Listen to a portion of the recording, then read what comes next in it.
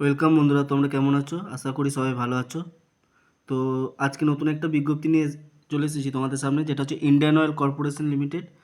Date দেখতে পাচ্ছ 21/10/2023।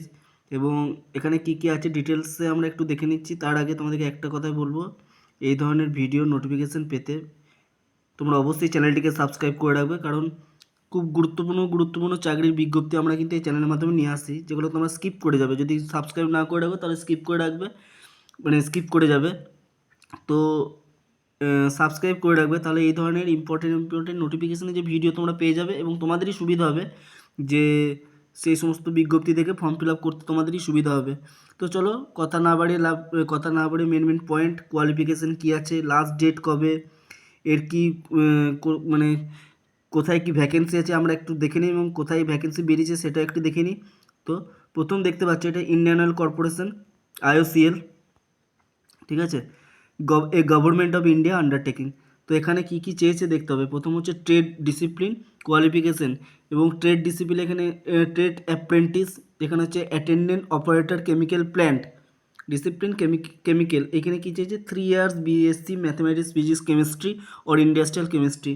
কোথায় কোন কোন রিফাইনারি আছে এখানে কিন্তু একটা দেখতে হবে তোমাদের। এখানে যারা ওয়েস্ট বেঙ্গল থেকে অ্যাপ্লাই করবে তারা হলদিয়া যে আছে, হলদিয়াতে কিন্তু আছে। বাকি গুয়াহাটি, বারৌনি, গুজরাট, মথুরা, ডিগবয়, তো পারাদ্বীপ, বিভিন্ন জায়গা আছে। এবং পিরিয়ড অফ ট্রেনিং 12 মাসে কিন্তু এখানে পিরিয়ড অফ ট্রেনিং আছে। টোটাল ভ্যাকেন্সি আছে এখানে দেখতে হবে।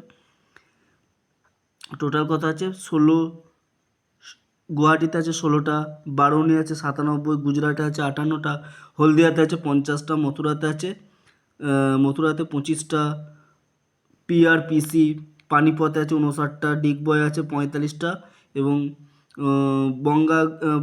বঙ্গাইগাঁও আছে 36টা, পারাদ্বীপে আছে 35টা। এবং টোটাল এইভাবে ভ্যাকেন্সি কিন্তু এখানে প্রচুর ভ্যাকেন্সি আছে। তার মধ্যে UR আছে, EWSS। তোমরা কিন্তু এটা অফিসিয়াল PDF-টা কিন্তু দেখলে বুঝতে পারবে যে কোথায় কি মেন ভ্যাকেন্সি আছে। তো আমি অত কিছু না বলে মেন পয়েন্ট বলে দিচ্ছি। তারপরে ট্রেড অ্যাপ্রেন্টিস যেখানে আছে ফিটার, এখানে মেকানিক্যাল লাগবে, matric with ITI, fitter trade লাগবে, 12 মাসের ট্রেনিং। তারপরে দেখতে পাচ্ছ trade apprentice boiler discipline mechanical, 3 years BSc math physics chemistry and industrial chemistry, এখানে 24 মাসের ট্রেনিং আছে। তারপরে হচ্ছে টেকনিশিয়ান অ্যাপ্রেন্টিস ডিসিপ্লিন কেমিক্যাল, এখানে কি আছে 3 years diploma in chemical engineering petroleum chemical technology refinery. তো এটা কিন্তু 12 মাসের ট্রেনিং একটা হবে। এবং technician apprentice discipline mechanical, 3 years diploma in mechanical engineering, এবং এখানে কিন্তু হবে 12 মাসের ট্রেনিং। তোমরা দেখতে পাচ্ছ এখানে কিন্তু হলদিয়াতে আছে, প্রত্যেকটা ক্ষেত্রে কিন্তু হলদিয়াতে আছে। অর্থাৎ যারা ওয়েস্ট বেঙ্গল থেকে যারা অ্যাপ্লাই করবে তারা কিন্তু দেখতে পাচ্ছ হলদিয়া আছে,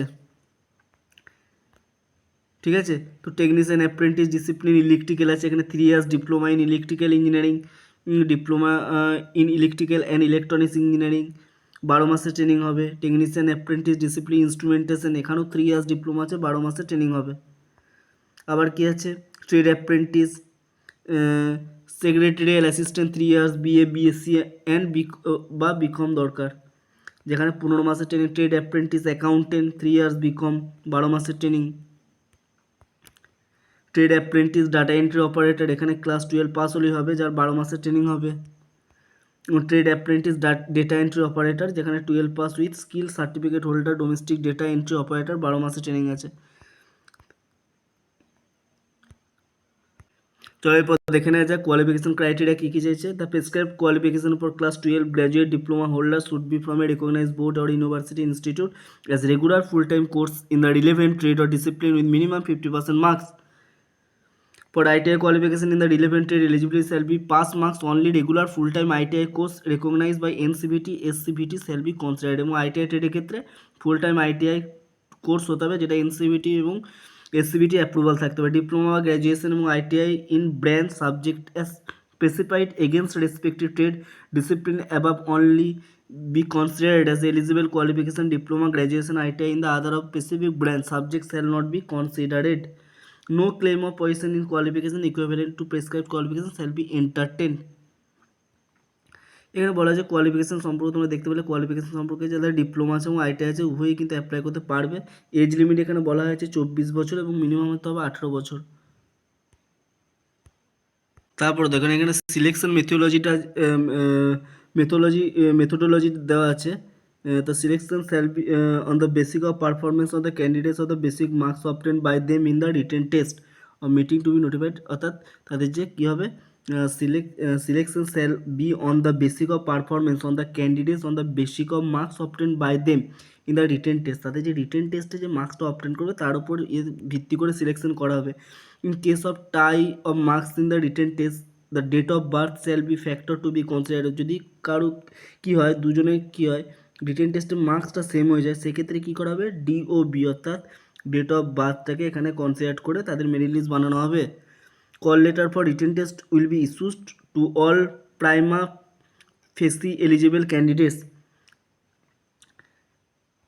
এবং এখানে কী বলা আছে একটা main point, written test shall be considered with objective MCQ হবে, এমসিকিউ হবে, রিটেন টেস্ট যেটা হবে এমসিকিউ হবে, ঠিক আছে। A candidate will have to secure minimum 40% marks in written test, অর্থাৎ মিনিমাম 40% মার্কস পেতে হবে এবং এসসি এসটি ওবিসি ক্ষেত্রে 35% মার্কস পেতে হবে। কি বলা যায় candidate belonging to PWD categories who have availed of concession in eligibility qualification marks or in written test qualifying marks will be considered against reserved seats irrespective of their position in select list।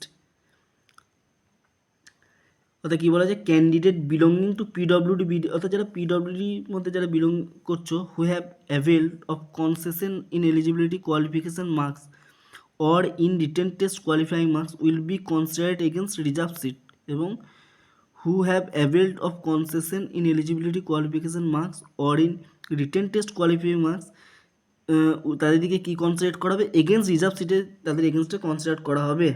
Document verification হবে, এখানে বোঝা যাচ্ছে 10th pass marks বা matriculation certificate দরকার, ITI ক্ষেত্রে তাদের যে NCVT বা এসসিবিটি বা ডিপ্লোমা সার্টিফিকেট দরকার, মার্কশিট ইয়ার ওয়াইজ মার্কশিট দরকার, ঠিক আছে। তাহলে ভেরিফিকেশনের সময় লাগবে। মেডিকেল ফিটনেস এখানে বলা হয়েছে। আর একটা মেন যেটা সেটা হচ্ছে কবে অর্থাৎ কবে last date of form fill up, এখানে কী বলা হয়েছে last date of submission online application 20/11 তারিখ কিন্তু লাস্ট ডেট আছে, তার আগে কিন্তু তোমরা ফর্মটা অবশ্যই ফিল আপ করে নেবে।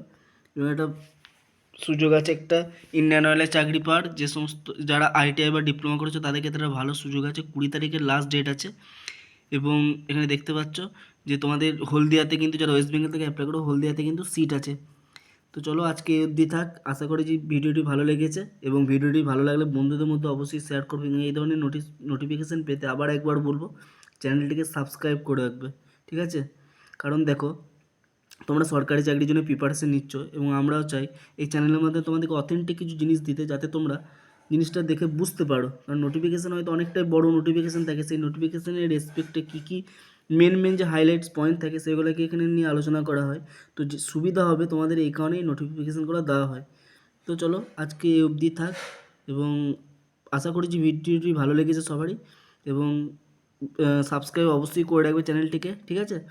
তো আজকে এই অবধি থাক, তোমরা সবাই ভালো থাকবে সুস্থ থাকবে, থ্যাংক ইউ।